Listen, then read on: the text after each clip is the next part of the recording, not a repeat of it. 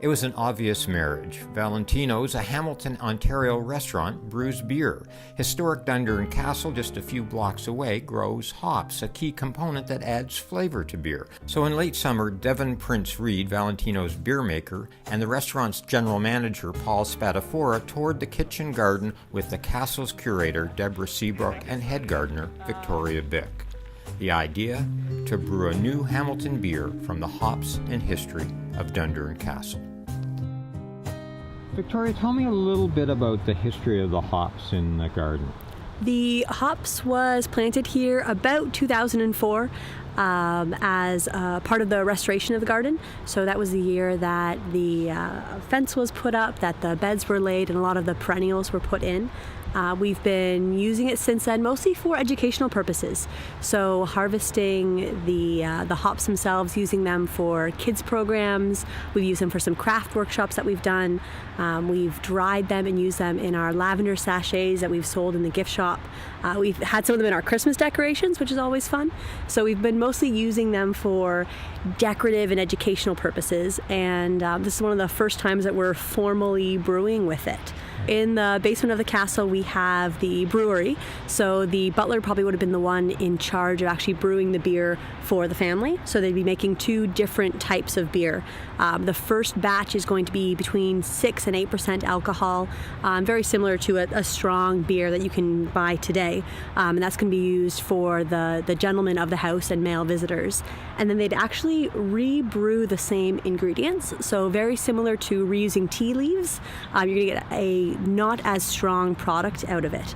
So it's a small beer. The small beer, yeah, exactly. So that's sort of 1 to 2% alcohol, and that's what is the daily beer. So that's what women, children, servants, everyone is drinking that as a form of staying hydrated, and it's just a very everyday sort of drink. So was everybody at the castle drunk all the time? Oh my goodness. No, not everyone was drunk all the time. So because it's only got about 1 to 2% alcohol, it's very similar to what you'd have as sort of a near beer today. Right. So the brewing process, because it involves boiling the water, is going to be killing anything that's alive and nasty in it. So it's almost considered a health drink. At the time, they think it's because of the yeast or the hops or the barley or something that's in the beer that's a healthy ingredient, but it's really that boiling process that we now know, given that we've got microscopes powerful enough to see what's actually alive in rainwater or lake water. So what's interested you and excited you about getting involved with Valentino's to do this project? Just expanding what we get to do with the produce. So our primary reason for being for the garden is education. So having people come into the garden, see what we're doing.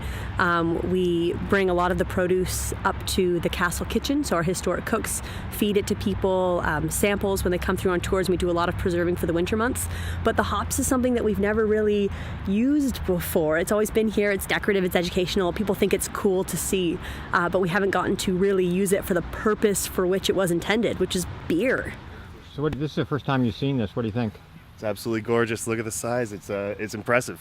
So how much of all of this are you going to end up using, do you think? We'll probably not use nearly all this, but we'll take a nice big chunk, maybe a pound or two, and we'll see what we can do with it. For and sure. Is it ready to harvest now? It could be harvested right now. Absolutely. It's ready to go. Cool. Okay. Absolutely.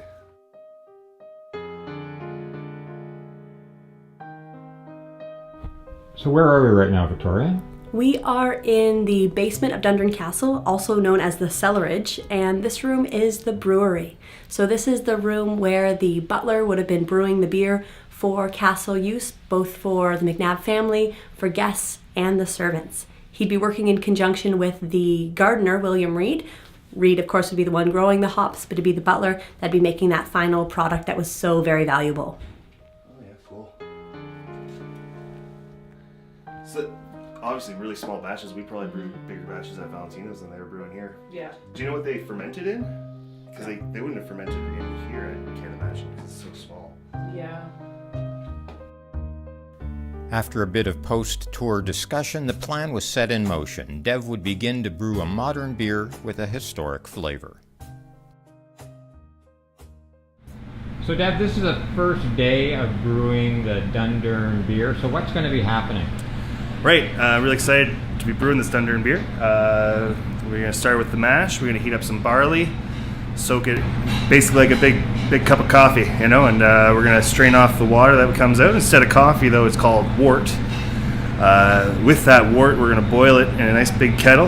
We're going to add the hops that we got from Dundurn Castle, and we're going to boil that and extract all the alpha acids and essential oils out of the plant. That's going to give the beer the bitterness that we're looking for.